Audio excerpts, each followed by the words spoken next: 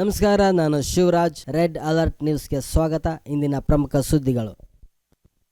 6-12-2024 ರಾಯಚೂರು ಜಿಲ್ಲೆಯ ಸಿಂಧನೂರು ತಾಲೂಕಿನ ಎಪಿಎಂಸಿ ಗಣೇಶ ದೇವಸ್ಥಾನದಿಂದ ತಹಸೀಲ್ದಾರ್ ಕಚೇರಿಯವರೆಗೆ ಪ್ರತಿಭಟನೆ ನಡೆಸಲಾಯಿತು.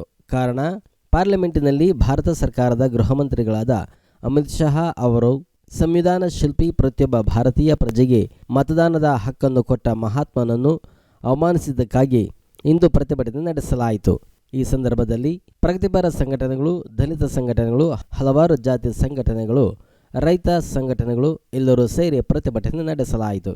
ನಂತರ ತಹಸೀಲ್ದಾರ್ ಮೂಲಕ ರಾಷ್ಟ್ರಪತಿಯವರಿಗೆ ಬರೆದ ಮನವಿ ಪತ್ರ ಸಲ್ಲಿಸಲಾಯಿತು.